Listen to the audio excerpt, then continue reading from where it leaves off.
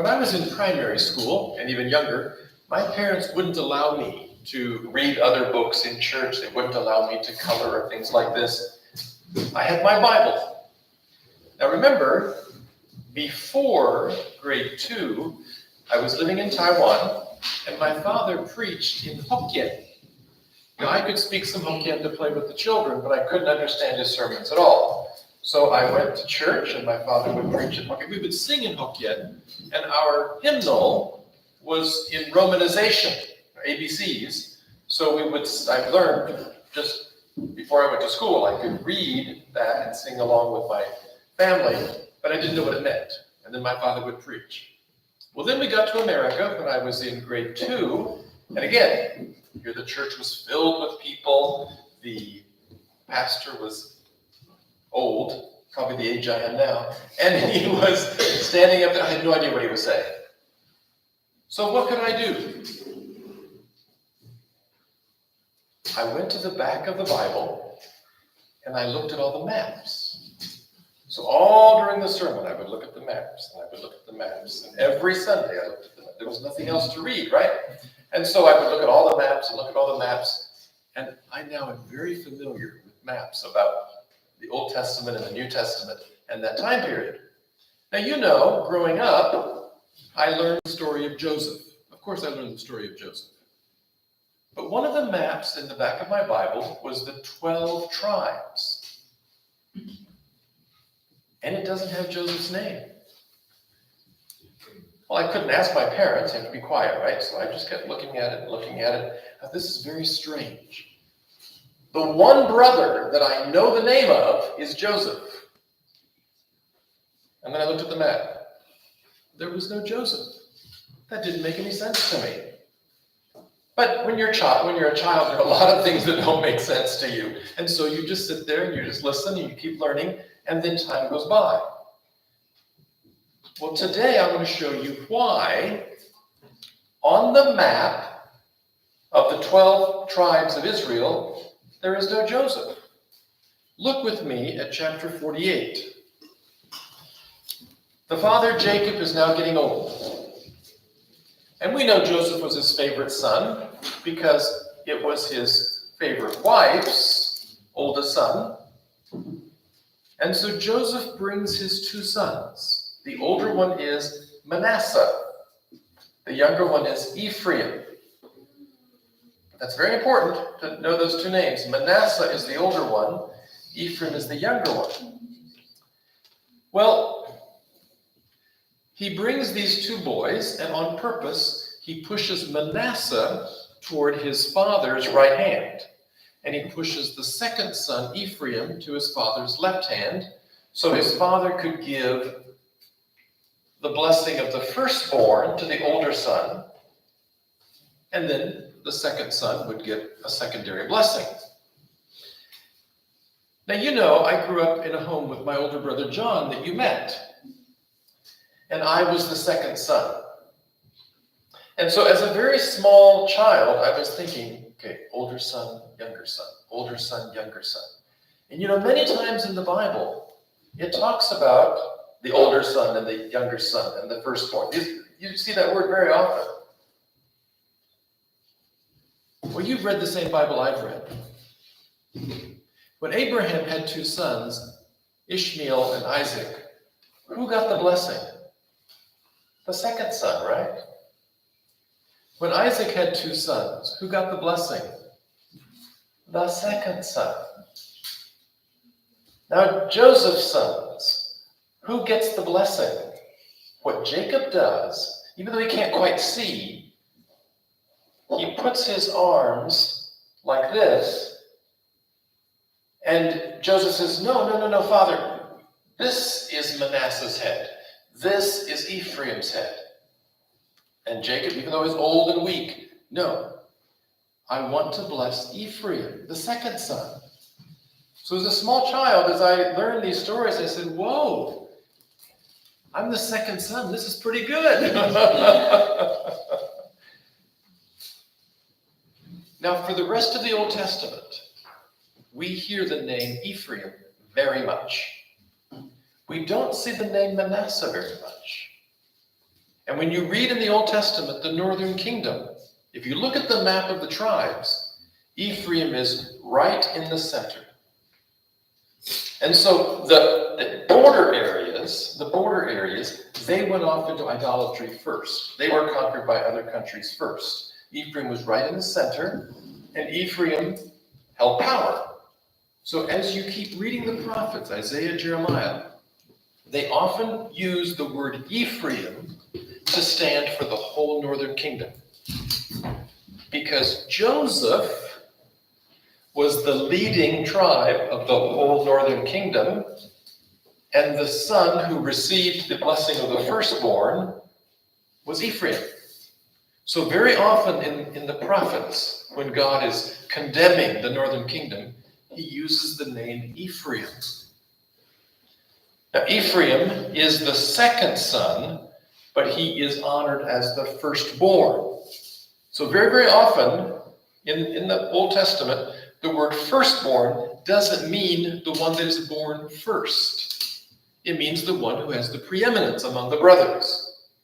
So when we come to the New Testament, we have this expression for Jesus. He is the firstborn. Now, some people who don't believe the Bible, they try to tell us, well, that's because Jesus was born first. And then the rest of us were born later. And so Jesus was born first, so he's the firstborn. We are born later, so we're not the firstborn. And we as Orthodox Christians say, no. Firstborn does not mean born first. Firstborn is the one who has the preeminence. Isaac was born second, but he's the one who had the blessing of the firstborn. Jacob was born second, but he had the blessing of the firstborn. Ephraim was born second, but he had the blessing of the firstborn. So when we use that term for Jesus, we're not talking about his being born. Jesus has always existed. He has always lived. When he came down to earth, it wasn't the first time he had life. He already had life in heaven. And so that term firstborn doesn't mean Jesus was born first. No, it means he has preeminence among all of us. He is the firstborn. So if anybody ever comes to you and says, well, Jesus is the firstborn, see, it says it right there, that means he was born first. Say, no. Isaac was the firstborn. Jacob was the firstborn. Ephraim was the firstborn. And they were all born second. Well, Jacob is fulfilling his role, passing on the blessing that he received from Abraham, Isaac, and what is his name? Jacob. He's passing on the blessing. I'm giving it to Ephraim. Now, all through the Old Testament, you have this rivalry between Judah and Joseph. Who is the firstborn? Reuben was born first, right? Reuben was born first. Well, let me look at 1 Chronicles. 1 Chronicles chapter 5. And very recently in a Bible study where I was, someone very emphatically said to me, no, Judah is the firstborn. And I'll explain why he said that later, but he kept emphasizing, no, Judah is the firstborn. Well, I didn't want to argue with him. I don't think that's my role there, but I want to show you in Scripture what it says. Chapter 5, verse 2. For Judah prevailed above his brethren. Okay, what does that sound like? That sounds like he's the firstborn, right? But when you read the Bible, don't read one sentence and stop. You have to keep reading. And of him came the chief ruler. Okay, yes, we had David, right? David became king, and therefore Solomon and Solomon's sons. But keep reading, not many words later. But the birthright was Joseph's. Now, 1 Chronicles was written after the exile. So remember, all before the exile, there was this rivalry. They all go into captivity. No, not as well. The northern kingdom goes into captivity and they vanish. The southern kingdom goes into captivity and some of them return. Now, if you were someone from the southern kingdom, and you were writing your words, not God's, what tribe would you say was the firstborn? The other 11 are gone. Our tribe is the winner. And so, if this person was writing what he wanted to write, he should have written, but the birthright was Judah's. No, Judah is gone, right? I'm sorry, Joseph is gone. Joseph is gone. They were carried into captivity and they disappeared. But Chronicles, the Holy Spirit speaks through this book to say the birthright was Joseph's. So we find out in Chronicles that Joseph was considered the firstborn. And that's why Jacob is putting his hand on the head of Ephraim to say, you're the firstborn. Now why, as we study the Bible, we always talk about Abraham, Isaac, Jacob. Abraham, Isaac, Jacob. We say those three names all together all the time. Abraham, Isaac, Jacob. Why don't we go on and say Joseph, Ephraim? Why don't we do that? Why is it always Abraham, Isaac, and Jacob? Because this blessing, God said it directly to Abraham. God said it directly to Isaac. God said it directly to Jacob. But he never said it to Joseph. So that's why we put those three leaders in a separate category from everybody else. Because God directly said, I'm giving you the blessing. Now, yes, what is Jacob doing? He's taking this blessing he received from his father and that God spoke to him directly about, and he's passing that on to his grandson. And I don't know why he didn't do it to Joseph, right? He didn't do it to Joseph. He did it to Ephraim. And yet, he's using two hands. He didn't say to Manasseh, leave.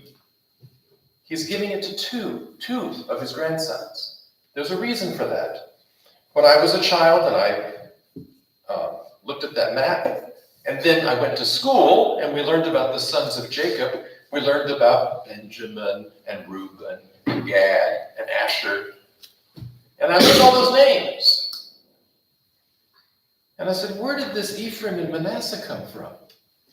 They were not sons of Jacob, right? Or grandsons. They were not sons. And I was totally confused. Guess what other name was missing? We all learned the story of Joseph, but guess what? We also learned Levi, right? Levi. He is not on that map because God said, no, I'm not giving you any portion. I am your inheritance. So Levi got a special inheritance. God was their inheritance. So there I was, sitting in church, looking at this map and totally confused because there was a lot going on in that map that I didn't understand. Now, in the way that the Jewish people did the inheritance, the firstborn typically got 2 portions. So if you have 4 sons, you divide your land into 5. The firstborn gets 2, and each of the others gets 1. So notice with the 12 tribes, Joseph gets 2 portions. 1 is given to Ephraim, 1 is given to Manasseh. So he gets 2 portions. Then 10 brothers each get 1 portion, and Levi gets none. And so, as a child looking at 12 sons, this ought to be easy, but it isn't. But Joseph was learning something that day. Oh, so God is going to work through Ephraim in a way that I don't realize. And we don't know what God is going to do with anyone here. God has a plan. Now, you saw me here 6 years ago. And while I was here, I went to various places around London and sometimes outside of London. And I left the UK with a very deep impression. The work that you and I do here in this life is not all that we do. I took a train to St. Albans, not far from here. Do you know the story of St. Alban? Do you know that story? I don't know if you know that story. I love the story. I love it. You need to go to St. Albans. I went to the cathedral. There's this coffin up there in the rafters, and that is St. Alban. Who was St. Alban? In the 300s, right before Constantine declared Christianity a legal religion, St. Alban was a non-Christian officer in the military. He was a non-Christian. So he had position, he had wealth. Well, Christians were being persecuted, and a pastor named Amphibolus was fleeing. And he went and stayed in St. Alban's house. And while he was there, Amphibolus, the preacher, led Alban to Christ. Well, the soldiers came looking for Amphibolus, and Alban said, I'm going to protect you. He was a military man. He was ready to fight. No, he put on the clothing of Amphibolus. I'm Amphibolus. I'm the one you want. So they took Alban to go and have his head cut off. Well, he gets there to the place, and the executioner says, wait, I'm going to chop this guy's head off. What did he do wrong? And so Alban shared his faith with the executioner. So the executioner said, I want to believe. Okay, no execution, right? So then they had to go find another executioner to come, and he cut off the head of Alban. And Alban is known as the first martyr in the British Isles. Now, he wasn't a Christian very long. And for 1,700 years, his body has been lying up there in the rafters, testifying to who knows how many thousands, hundreds of thousands of people who have come there.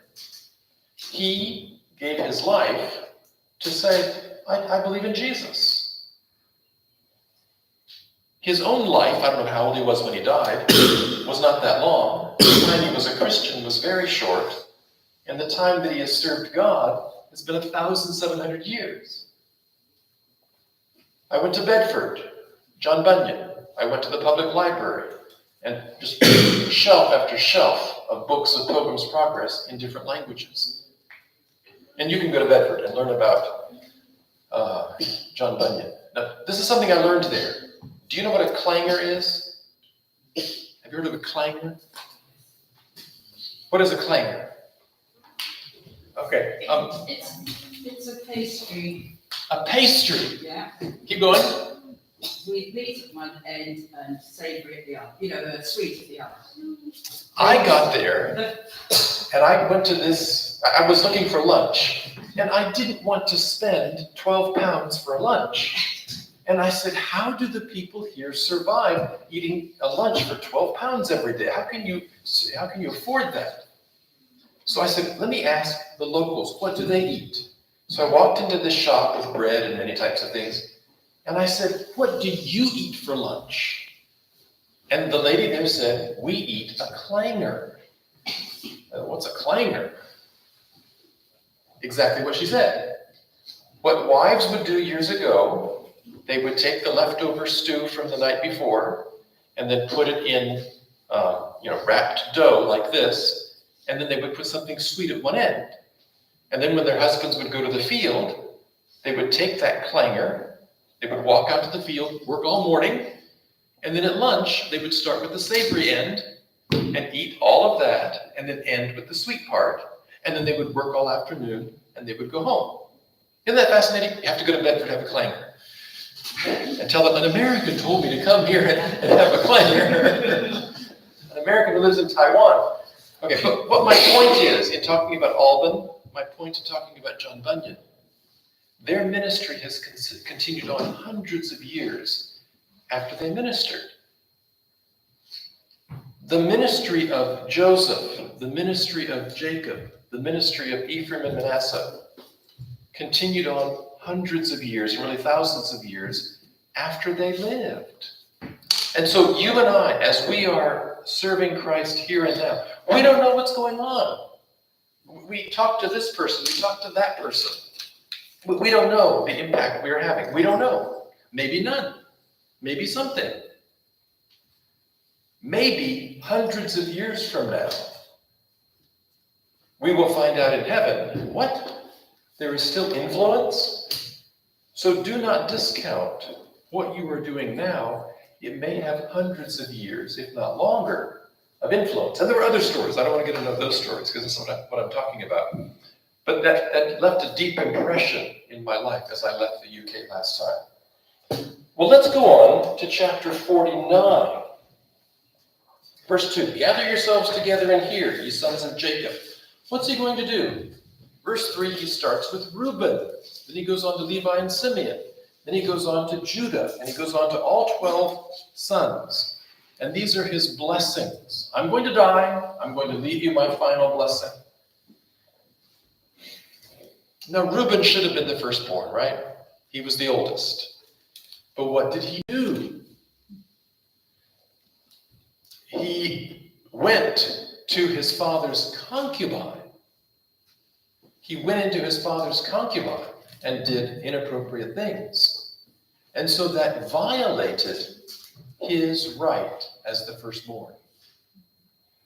Simeon and Levi.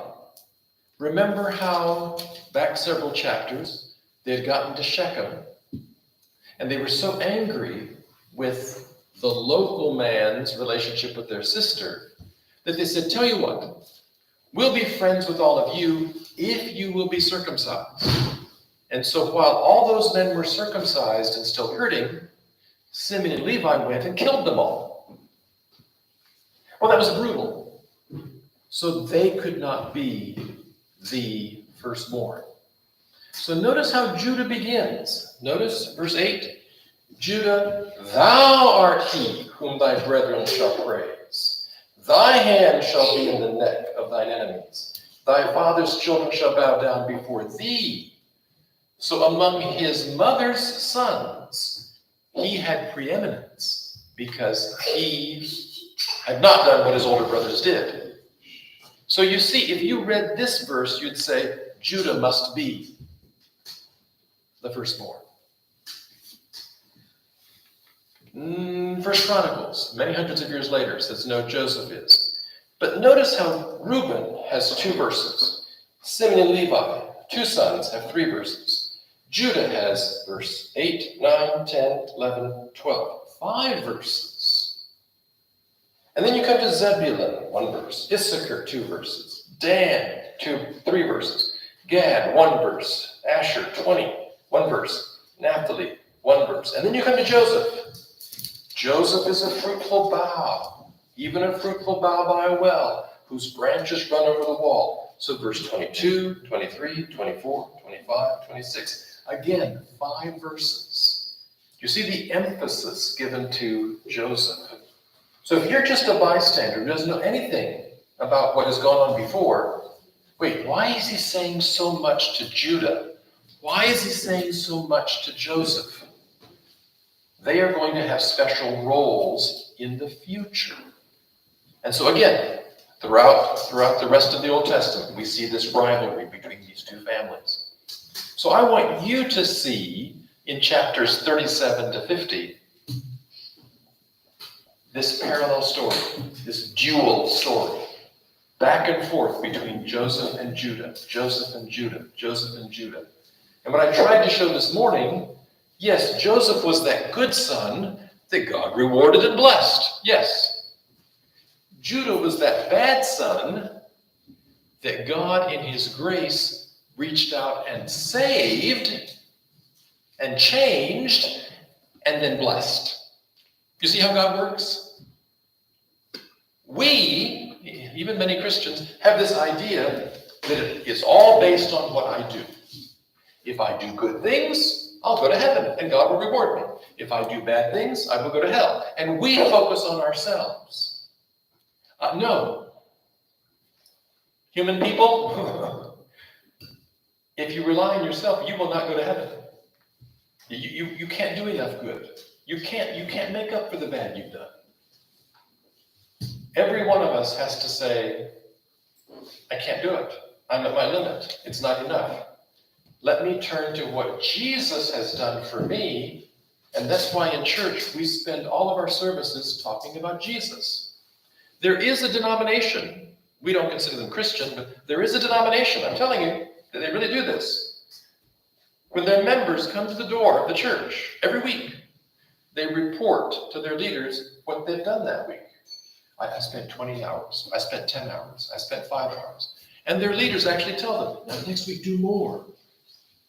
We don't do that in our churches. We don't. Because what we're trying to say is, it's not based on what you do. It's based on what Jesus has done for you. So we come to the end of this chapter, chapter 49, verse 33. Jacob comes to an end and he dies. Surrounded by his 12 sons, surrounded by his grandchildren, he's had a long and difficult life. But then chapter 50. This is the end of the story. Now what's going to happen? Yes, the brothers can work together and take their father back to Canaan and bury him there. But now there's the unresolved issues.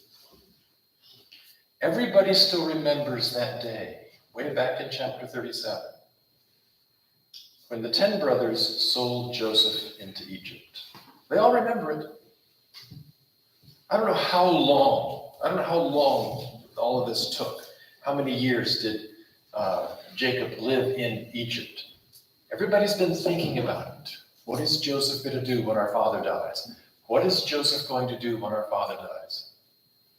And the exciting thing is, they came to Joseph, and I don't know if they made up this story. Do you believe what they said? Oh, our father said, forgive us. Our father told us. Do you believe that? Do you believe that they told the truth? I don't know.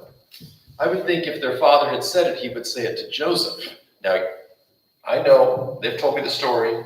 Now, don't. And Joseph cries. No, you don't understand. I already told you back when you first came to Egypt. I already told you. When I revealed myself, I already told you. You did not send me to Egypt. God did. Now that's a difficult concept, I think, for me. I don't know if you can take it better than I can. I'm also reminded of a verse in the New Testament which says, we wrestle not against flesh and blood. The people who do bad things, it's easy for us to say, you did something bad to me, I'm mad at you. That's what's easy, right? But that verse reminds us, our enemy is not these people. The people that hurt us are not the ones who are our enemy. There's an evil power behind them. And that's the one that we're fighting against. Now, I'm just a person. I have no idea how strong a demon is. I have no idea, right? I have no idea. How much stronger is a demon than I am? I don't know. But every demon is stronger than I am. Then you add all the demons together, you add Satan. I am no match. How can I fight Satan? I'm just going to tell you, I can't. Well, how can I walk out my door? That's why we as Christians, we never get far away from the cross. Because every day we point to Jesus' death and we say, victory. Victory. So when a demon comes, I'm amazed at what the Bible tells us. It says, resist the devil. And I don't know about London, okay? There are probably some bad people here. There are a lot of people here, right? Some of them are bad. So let's say some night at midnight, I don't know, I go someplace. I don't know anywhere. I don't know what the safe places are, the ends. I don't know anything. So I go someplace, and this really large person who's really mean and really evil wants to threaten me. Am I going to resist him?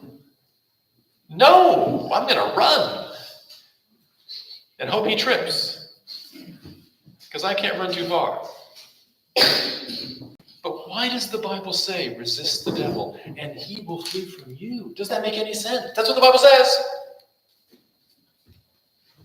Because we know, and the devil knows, he's already lost. He's already lost, and we have won. Are you familiar with the brand name Nike? Yeah. What does Nike mean? Victory. Who told you that?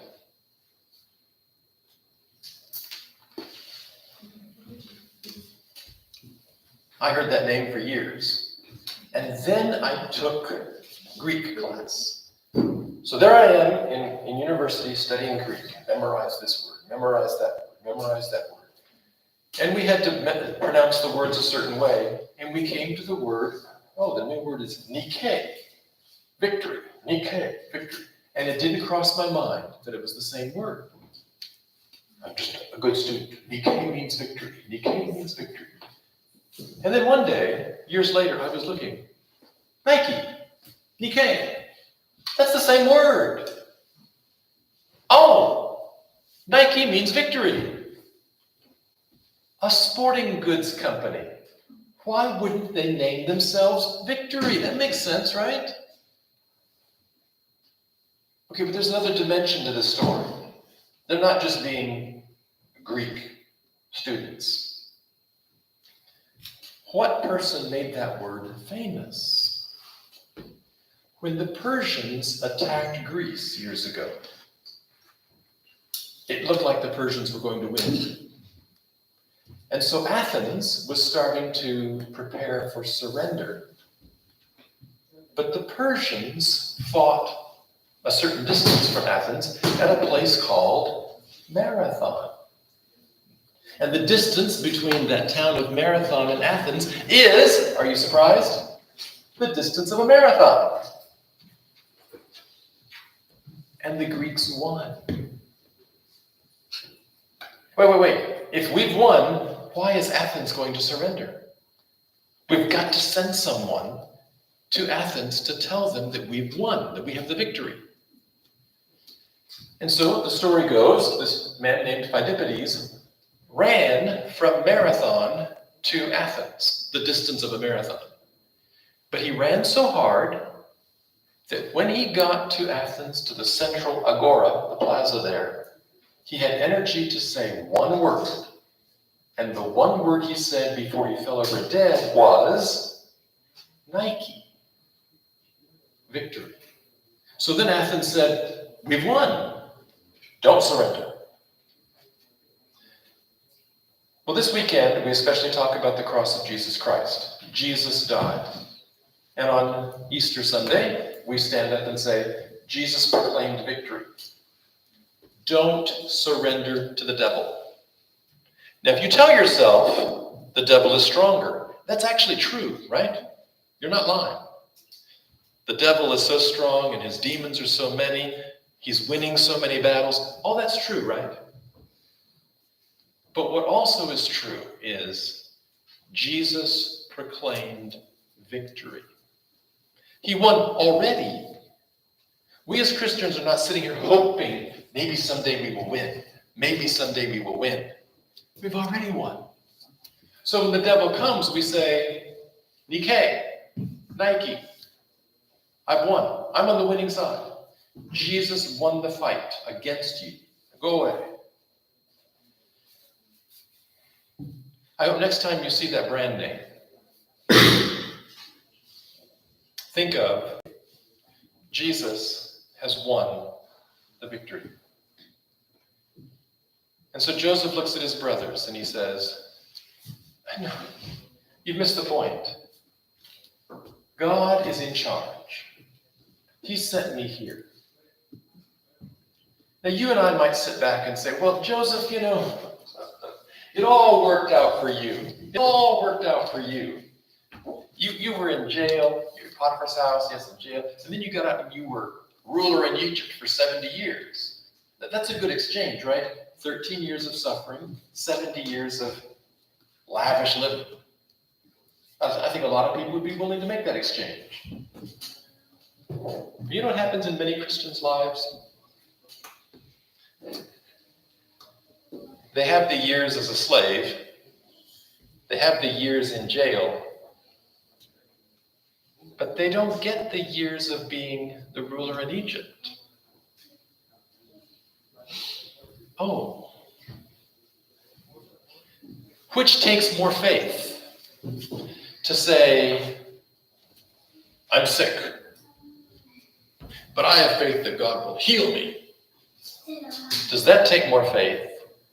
Or, I'm sick. Okay, God, you may choose whether to heal me or not. I think that takes more faith. And so there are Christians out there who tell us, I have great faith. I want £1 million. I'm going to pray for it. I have faith. Okay, maybe you'll get it. But what we believe is, God, I'm going to pray for anything we want, yes. But God, I'm going to let you choose whether you give it to us or not. And so we have all these stories of many Christians. They are not healed. They don't get the £1 million. They don't. And what they testify, this is what they testify. I wouldn't dare say this because I'm not in their shoes. They would rather have the difficulty they have and have Jesus than not to have that difficulty, but not have Jesus. And so we as Christians, we say, all right, God means it for good. If today I die, fine. If today I don't die, that's fine too. 6 years ago when I was here, maybe you remember Michael from Madagascar. I don't know much about Madagascar. Because I live in Taiwan, we all know that the language of Madagascar and the race of people there came from Taiwan. And I asked him, his version's a little bit different from mine. He says they came from Borneo. But of course, we in Taiwan know all the people in Borneo came from Taiwan. We won't argue about that. But this is what we're taught. So I know about that from being in Taiwan. But the other thing I know about Madagascar is back in the 1800s, there was a queen. And I asked him about this story, and he said, yes, this really happened. There was a queen who was persecuting Christians. And one day, the story I heard, she was passing through this area, so everybody had to go out and give honor to the queen, and everybody lined up along the road, but there were some Christians there who were in the middle of their worship service. And what they said to each other was, how can we leave our King of Heaven to go see our queen here on earth? So they didn't go and wait along the street. So the soldiers found them worshiping God in their house and arrested them. So then they took these people to the edge of a cliff, and they wrapped them up in a mat and then threw them over the cliff to their death. But one of the young women, one of the soldiers or something, saw her and said, wait, keep her for me. And when I heard this story, the phrase was, okay, yes, do I have the grace to die for Jesus? But the second statement, do I have the grace to live for Jesus? And we as Christians, we honor martyrs. We honor martyrs. They were amazing, yes. They gave their lives for Jesus. That's great. We don't take anything away from the honor they deserve. But I think it's harder to live for Jesus. I think it's harder to live for him. And Joseph is trying to tell us every day, God means it for good. For your good, yes, and for his glory. And so he says to his brothers, no. Verse 20, you thought evil against me. Yeah, you were wrong. I'm not going to say you were right. I'm not going to say, oh, that's okay. Oh, that's nothing. No, that's not forgiveness. Forgiveness is, it was wrong, but I forgive you. God meant it unto good to bring to pass as it is this day to save much people alive. It's not about me, Joseph is saying. It's not about me. God brought me through that difficult path so that I was prepared to be a blessing to so many people. In our modern selfish world, we think it's all about me. How many people can I get to serve me? And we look at these famous people. There's some, if I say their names, you know all of them. They have countless numbers of people serving them. But we as Christians say no, it's the other way around. God, how can you use me to minister to many people?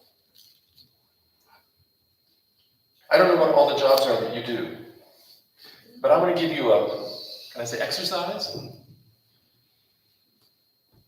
When you get to your job Tuesday, just sit there and think. Just imagine, not too long, you have to focus on your job. But as you're working, think, what people am I influencing? You may not know. And I think none of us here is a farmer, so I'll use that example. A farmer can think of, I'm growing this popcorn. I'm selling this popcorn. I have no idea what people, how far away, will be eating this popcorn. Maybe the people in that bakery who were making clangers, they had no idea they would prepare one for somebody in Taiwan. You don't know the people that you're influencing, is what I'm saying. Think about that. Your job is not just about the money. It's not just about the people you can see. Think of the people that you're helping far away. Joseph recognized it wasn't about me. It wasn't about my comfort. It was how God would work through me to be a blessing for so many people. And so, hey, verse 21, I will nourish you and your little ones. And he comforted them and spoke kindly to them. So all that fear that they'd had for all those years was unnecessary. It was unnecessary. I love this story, 37 to 50, because it's a more complex story than just what happened to one person. We see a contrast. And we see in these two people how God deals with us and how he gets the glory in Joseph forgiving, how he gets the glory in Judah changing. And this is what God is doing even in our modern day. Forgiveness. What if we used forgiveness more in our lives rather than vengeance? Rivalry. What if we used forgiveness? What if we changed like Judah? What if we changed instead of waiting for the other person to change? How could our life be different? These stories are excellent for us today. Let's pray together. Oh God, we thank you for Sunday, a day where we always remember the resurrection, but especially today. We thank you for the eternal change that came with Christ's resurrection. We thank you that every day we can live in the power of the resurrection. We can live in the confidence of the resurrection. So that no matter what anybody else says, we know our name is written in heaven. And no matter what depressing news we hear from whatever source, and whatever predictions there are about the next 5 years or 10 years or 30 years, we know that we live in the confidence of Jesus' resurrection. We thank you for this.